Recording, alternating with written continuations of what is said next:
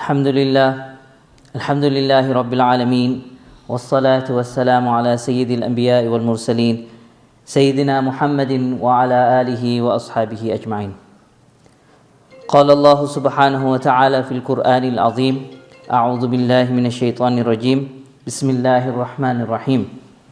لقد خلقنا الإنسان في أحسن تقويم وقال سبحانه وتعالى أفلا ينظرون إلى الإبل كيف خلقت وإلى السماء كيف رفعت وإلى الجبال كيف نصبت وإلى الأرض كيف سطحت.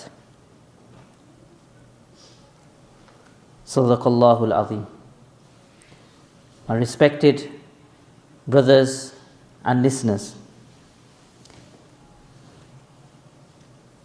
if we are to pose a question to ourselves, that what are you, or what do you identify as?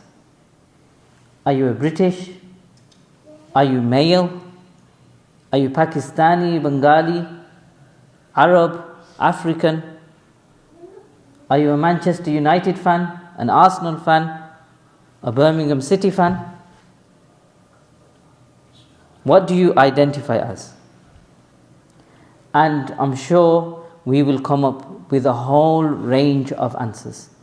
And these answers will actually depend on a few factors.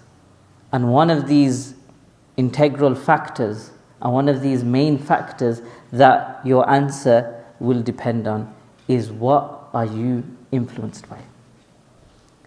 What influences you?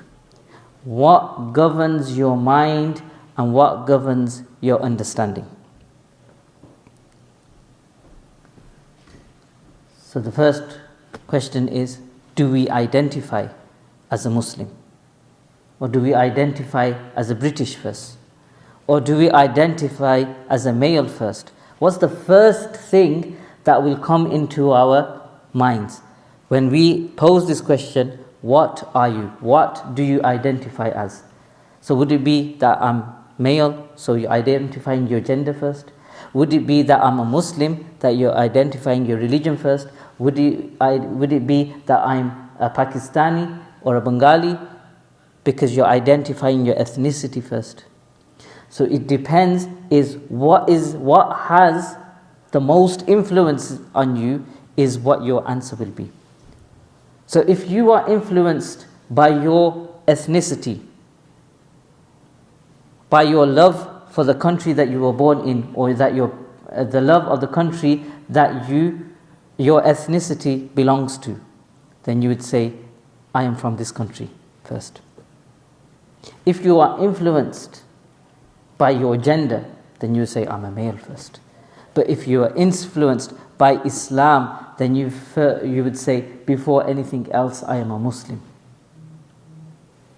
So the answer we receive, and this is something we could try amongst our young and our youth, and even our elders, that what do you identify as? And see the answer, and then you will know what the influence is behind it. If they give the answer of being a male first, or they give the answer being a Pakistani or a Bengali or an Arab first, then you know these are the main influencing factors in their life.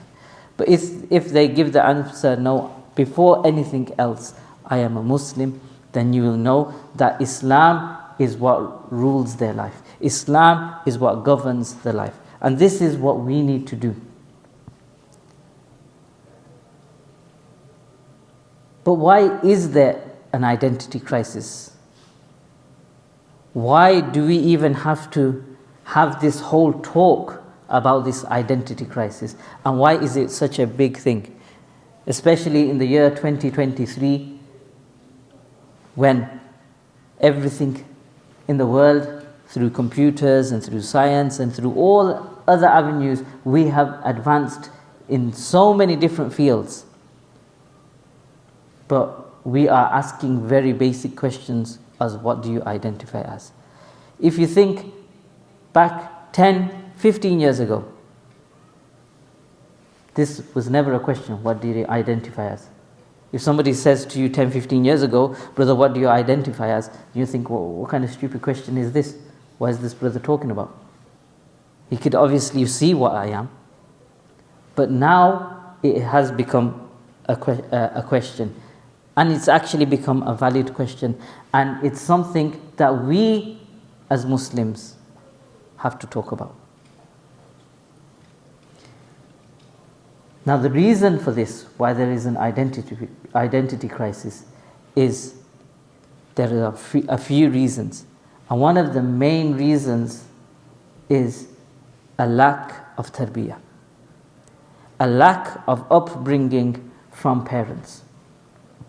And this may be difficult to take, but we as parents within our communities, we as elders within our communities, we as mentors for the youth in our communities, we have to take this responsibility. And why is there a lack of tarbiyah? Why is there a lack of upbringing? Is because the parents and the elders within the community are too busy. We are too busy. Mother is working, part-time job, a full-time job, 8, 9, 10 hours out of the house. A father is working 8, 9, 10 hours out of the house. Both parents, and with the crisis we are going through, with the cost of living and all sorts, it's getting very difficult for people to live.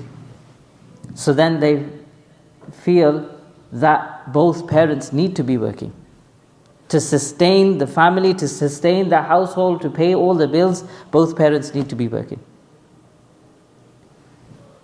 But as a toll, what happens is there's a lack of upbringing. There's a lack of tarbiyah within the homes.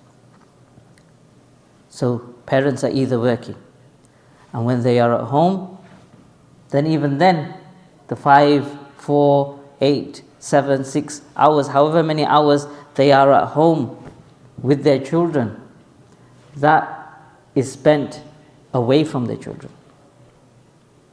So then, when the children come home from 6 hours or 7 hours of school, they're sent off to clubs. They're going to tuition. They're going to football club, cricket club. Some have football, cricket and badminton club. So all the different clubs that you could think of. And we didn't even know about these clubs when we were young. And alhamdulillah, a lot of our children are sent into the madrasas as well, in the maktabs, the evening classes. But when they come home, there's no interaction with the parents. There's no interaction with the family. Why? Because mom is too busy on her phone. She is on social media. She's watching videos on TikTok, Instagram. Father, he comes home from a long day. Oh, don't disturb me now. Let me have some time to myself. He's scrolling on his phone. WhatsApp, Instagram, TikTok, social media. So all of our time where we are supposed to spend with our children, with our families, with our wives, is gone and being distracted away from the family. So when there is this distance from the family, when there's this distance from a mother and a child, a father and his son, a brother and his sister, when there's this distance, this disconnect within the family home, what happens? Then there is a void. Something's missing. And children, they yearn for affection. They yearn for love. Now, if their father is not giving them his attention, the mother is not giving their attention,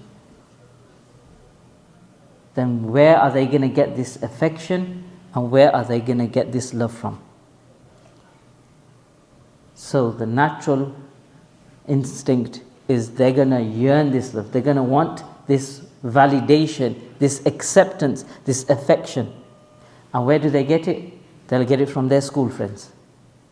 So they go to school and they'll be hanging around and they'll be yearning for the acceptance because their father hasn't told them, "MashaAllah, you recited well today." Or their mother hasn't told them, "Oh, you know what, you've done really well in your homework today." So they haven't got that validation. They haven't got that acceptance or the love or the affection from their parents.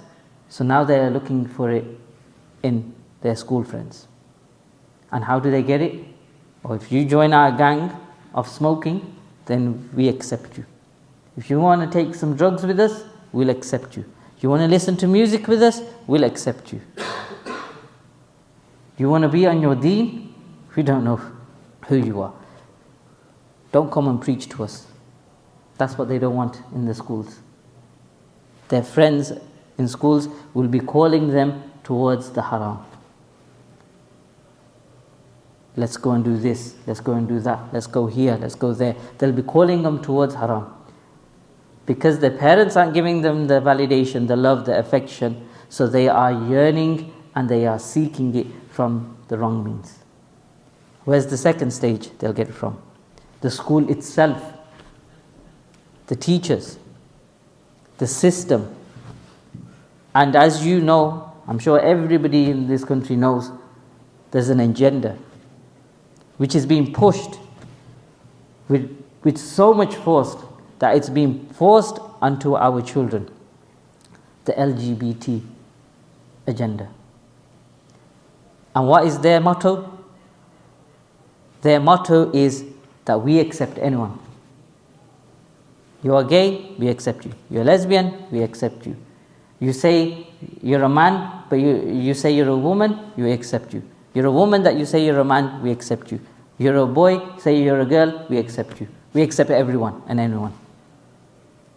So, initially, when the youth are drawn into this agenda, this group, it's not because they actually believe in their values, that they believe that a man is a woman, or they believe a woman is a man. It's not because of that reason. It's because they want acceptance. They want validation. They want to be accepted. They want people to be proud of them. They haven't got it from their homes. They haven't got it from their brothers and their sisters. They haven't got it from their ustads in the masjid. They haven't got it from their parents at home. So where do they get it from? From this community, because this community accepts everyone. But this gender or this LGBT agenda has gone beyond anything we ever imagined. It's gone beyond science and logic altogether. Before, the agenda which was being pushed forward within the schools was the agenda of atheism. That if something makes sense according to science, then we believe it. And if it doesn't make sense according to science, then we don't believe it. But now, they themselves are going against science. Scientifically, we know that there's only two genders. You're either a male or a female. Or if there's complications, then you might have both genitals. But now they're pushing the agenda of LGBT, and they say there's 100 genders. How can there be 100 genders? You can't even come up with the names for 100 genders. So it's going against complete logic. And you'll see that if one of the most certain things that you can't have doubts about is the gender. Why? Because if a person was to be buried and their body was to be dug up 100 years later, and then you were to find their bone, from the DNA that will be found in the bone, you will be able to tell that if that person was a male or a female. You wouldn't be able to tell what job they had. You wouldn't be able to tell whether they were British or they were Bengali or they were Pakistani, what ethnicity they had. You wouldn't even be able to tell what religion they followed.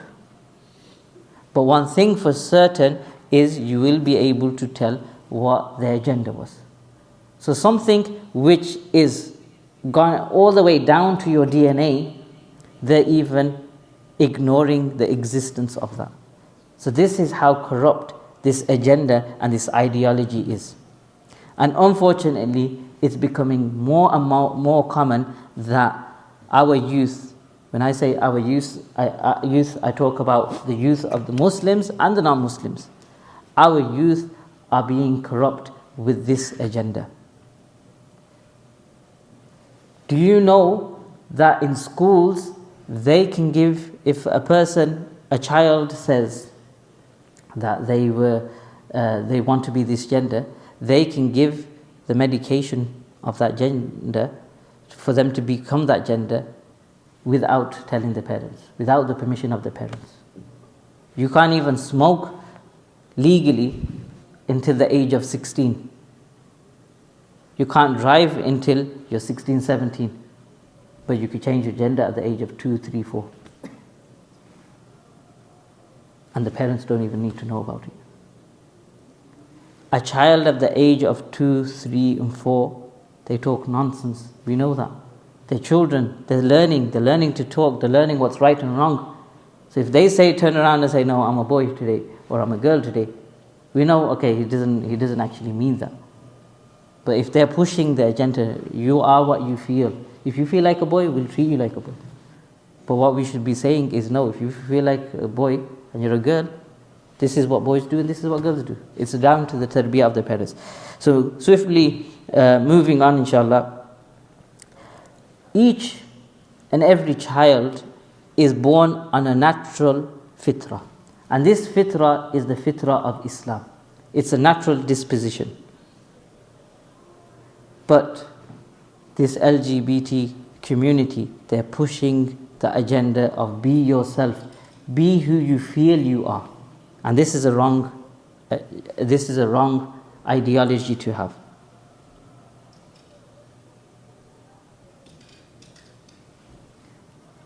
But like I said, it comes down to us as parents. Because a child, when they learn something for the first time, they take that in. Whatever you teach them at the beginning, they take that in. And then when something comes conflicting that belief, then they question it. Now it comes down to the parents. As parents, we need to instill and embed the qualities of Allah subhanahu wa ta'ala, the qualities of Deen and Islam and the basics of our beliefs into our children. Allah subhanahu wa ta'ala is Khaliq, He is the creator. Allah subhanahu wa ta'ala is Ar-Rahman, the most merciful. Allah subhanahu wa ta'ala is Al-Ghaffar, the oft forgiving. These kind of sifat and the qualities of Allah, we need to embed within our children. The basic beliefs of Islam, we believe in Allah. Amantu billahi kama huwa bi asma'ihi wa sifatihi. I believe in Allah. So these basic qualities, Amantu billahi wa malaikatihi wa kutubi. So basically our kalimas, La ilaha illallah Muhammadur Rasulullah. These basic qualities of Allah, that there's no God except Allah. We believe in Allah, we believe in His angels, His books, His messengers. These basic qualities and these basic teachings of Islam, we have to embed and instill in the minds of our children from a very young age. Yes, they will not understand it, but we need to embed these qualities in there. So then when they go to school or when they go to other places and they are told, no, there is no God, or when they are told that we don't believe in this, we don't believe in Iman bil Ghaib, the unseen, we don't believe in that, then they could say, no, we do believe in that, and then they'll question that. But if as parents we haven't told them about Allah, because we're too busy on our phones and our social media and our TikTok, and we haven't told them about Allah, and then they go to school, and then in school they're told, if something makes sense according to science, we believe it. If it doesn't make sense according to science, then we don't believe it. Then you tell then your son or your daughter comes home and tells you, this is what we believe. And then you say to them, no, we believe in Allah. then your son and your daughter will say to you, if we can't see Allah, we can't believe it. So we can't believe in something we can't see. But why haven't we as parents taught our children from the beginning that this is what we believe? We believe in Allah, we believe in His messengers, we believe in His books.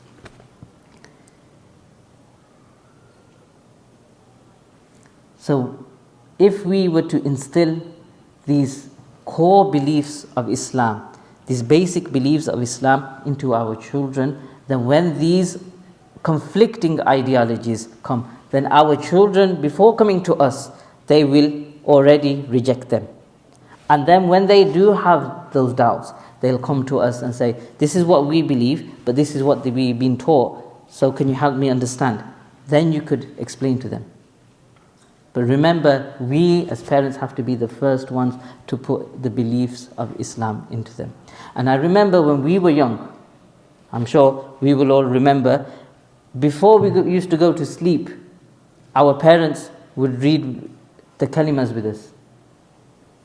And I was observing this the other day within my own children, and I was getting them to do the kalimas. And I thought, subhanallah, this is amazing. This act of reading our kalimas every day is an amazing thing to do. Why? Because you are confirming and reaffirming your iman every single day. I don't know, nowadays, do parents actually do that? Unfortunately, they're too busy on their phones that they sleep whilst the phone is still in their hand and the videos are playing. They haven't got time to do the kalimas with their children. And not only should you just do your kalimas with your children before they go to sleep, do it with meaning. Because they need to know what they're saying. There is no God but Allah. Muhammad sallallahu alaihi wasallam is His messenger. Glory be to Allah, subhanallah, walhamdulillah, wa la ilaha illallah. When I was going through these kalimas with my children, they'd ask me, what does this mean? What does this mean? So they haven't got the understanding of it yet, but then it's an opportunity to explain to them. And you keep on doing something until it becomes firm. There's a saying in Arabic, إِذَا تَكَرَّرَ تَقَرُّرَ, that when you repeat something so many times, it becomes firm and established within your heart and your mind. Allah subhanahu wa ta'ala says in the Quran, لَقَدْ خَلَقْنَا الْإِنسَانَ فِي أَحْسَنِ تَقْوِيمٍ, that surely we have created the humans in the best of forms.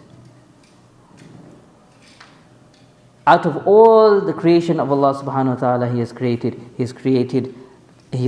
animals, He has created the jinns, He has created the earth and everything. But out of all of those creations, Allah subhanahu wa ta'ala has honored us as being the best of creations. And Allah subhanahu wa ta'ala has honored us in creating us in the best of forms. And when we say Allah subhanahu wa ta'ala has created us in the best of forms, we mean that Allah subhanahu wa ta'ala does not make any mistakes. There's many examples I could go through, but I'm just going to go through only a few. Allah subhanahu wa ta'ala says in Surah Ghashiyah, أَفَلَا يَنْظُرُونَ إِلَى الْإِبِلِ كَيْفَ خُلِقَتْ, do they not look towards the sky, إِلَى الْإِبِلِ, towards the camel, how it has been created? How the camel, it drinks and it could last a couple of days without drinking any water in the heat of the desert. أَفَلَا يَنْظُرُونَ إِلَى الْإِبِلِ كَيْفَ خُلِقَتْ وَإِلَى السَّمَاءِ كَيْفَ رُفِعَتْ, and do they not look towards the sky of how it has been lifted? Look around us. This ceiling and this roof cannot be held up without these three pillars that you see, without the walls that you see on the side, without that. And these, when this was built, the foundations were dug 6-7 feet under the ground to be able to hold the weight of this. Have you ever seen a pillar of the sky? Does any pillar reach towards the sky? Have you ever seen a glitch in the sky? Have you ever seen a part of the sky just falling down? Sometimes when it rains on the roof, sometimes the tiles of the ceiling fall down. Have you ever seen when it rains A part of the sky has fallen down. Why? Because Allah subhanahu wa ta'ala has created imperfection. Allah subhanahu wa ta'ala doesn't make mistakes. Look at the development and the creation of a baby. Allah subhanahu wa ta'ala explains this in the surah, Surah Mu'minun, verses 12 to 14. وَلَقَدْ خَلَقْنَا الْإِنسَانَ مِنْ سُلَالَةٍ مِنْ تِينٍ. That Allah subhanahu wa ta'ala says, definitely we have created insan, human, from an essence of clay. ثُمَّ جَعَلْنَاهُ نُطْفَةً فِي قَرَارٍ مَكِينٍ. And then we made it into a nutfa, a sperm, fi qararin makin, in a resting place. ثُمَّ خَلَقْنَا النُّطْفَةَ عَلَقَةً. Then we created this sperm into an alaqa. An alaqa is a clot of blood. فَخَلَقْنَا الْعَلَقَةَ مُضْغَةً. Then we made this alaqa, this clot of blood, into an embryonic lump. So it's like a chewed piece of flesh. فَخَلَقْنَا الْمُضْغَةَ عِظَامًا. And then we made this mudgha, this embryonic lump, into bones. فَكَسَوْنَا الْعِظَامَ لَحْمًا. And then we clothed the bones with flesh. ثُمَّ أَنشَأْنَاهُ خَلْقًا آخَرَ. And then we produced it into a different production or a creation. فَتَبَارَكَ اللَّهُ أَحْسَنُ الْخَالِقِينَ. And blessed be Allah subhanahu wa ta'ala, the best of creators. From one stage to another stage, Allah subhanahu wa ta'ala created a child. And throughout that stage, Allah subhanahu wa ta'ala is the one who provided. Allah subhanahu wa ta'ala is the one who protected that child all the way until it was born and that child became a boy or a girl. So Allah subhanahu wa ta'ala, He doesn't make mistakes. So it can't be the fact that Allah subhanahu wa ta'ala has created a boy in a girl's body. It can't be the fact that Allah subhanahu wa ta'ala has made a woman in a man's body. What's happened is the people have confused your minds. Because it's not just to do with what you look like. The gender is all the way down to your DNA, down to your bones. And if you look at those people who have transitioned from one gender to another, you will see they've regretted their decision. And they've had complications. Because you can't stop something which is within your DNA. So that will always come out. No matter how much you put on and you change, your origin will come out from within. So now the question is, what do we do? How can we tackle this identity crisis? How can we deal with this, especially amongst our youth? The first thing to do is to introduce our children and our youth to Islam. And how is that done? Is remind them of Allah subhanahu wa ta'ala in every setting and every scenario. So you're going to school or you're walking to the shops, then you show your child, look at that tree. How do you think that tree came? That tree, it came, who grows that tree? It comes from the sunlight, it comes from water. Who sent the rain? Where did the sun come from? Have you ever seen that the sun rises from the east and sets in the west? Have you ever seen that one day you woke up and the sun didn't rise? Everything works together in perfect harmony. The distance from the sun, the earth is at the perfect. If it was any further, will it be too cold and we wouldn't be able to survive in this earth. If it is any closer, the earth will burn. Everything is done with perfect harmony and is run by Allah subhanahu wa ta'ala. So it's not a coincidence. It's not something that just happened. The trees, it gives out oxygen and takes in carbon dioxide. Humans, We breathe out carbon dioxide and breathe in oxygen.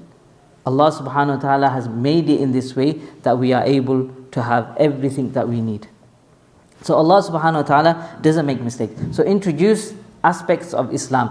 Introduce the qualities and the sifat and the characteristics of Allah subhanahu wa ta'ala to your children. So this, when you introduce these qualities and characteristics, then Allah subhanahu wa ta'ala will become the main focus of your children. And when that happens, they will start to love Allah subhanahu wa ta'ala.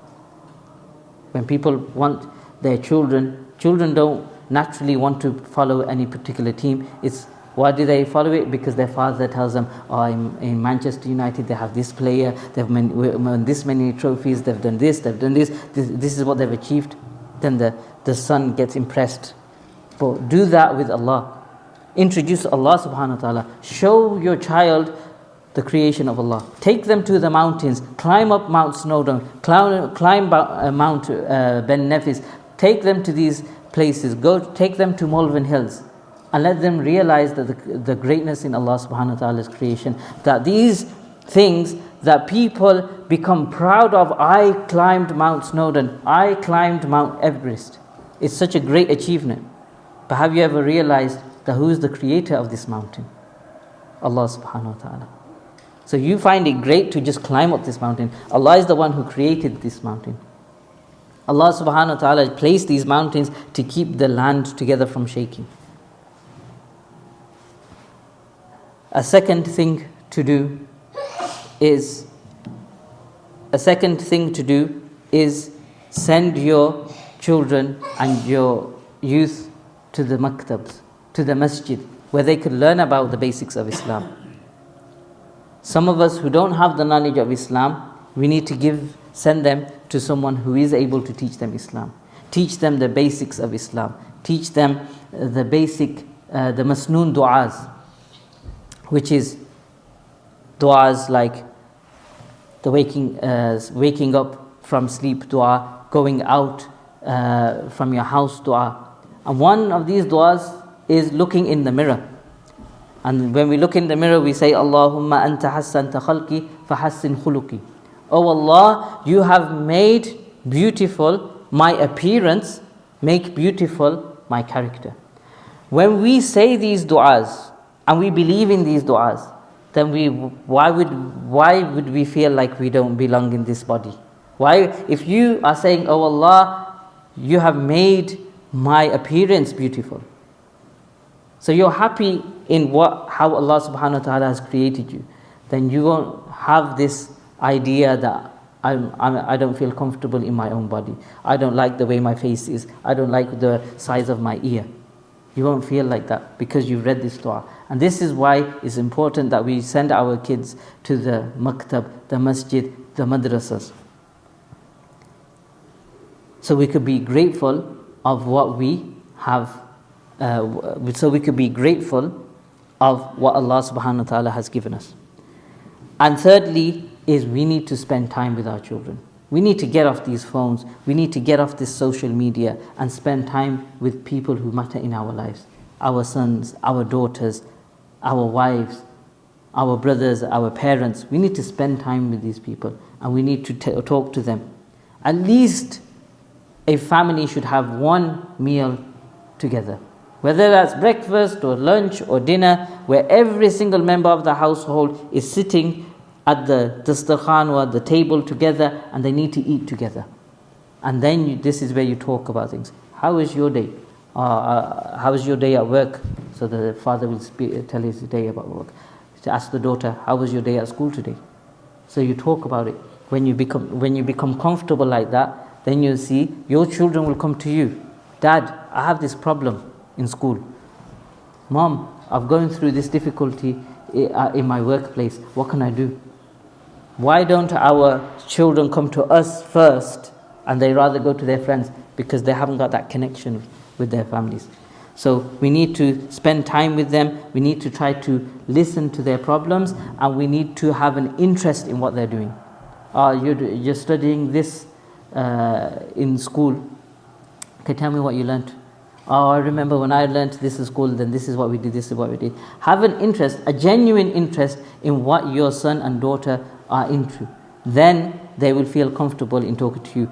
Become friends with your children, but at the right age. Don't start becoming friends with them at a young age, but become friends with them at the age when they need you to be their friend. They don't need you to tell them what to do every step of the way. At that time, you need to become friends with them, because then now you're going to guide them to where they need to be. Talk about those difficult issues. Talk about those taboo subjects. We don't like to talk about puberty with our children. So if we're not going to teach them, then where are they going to learn it from?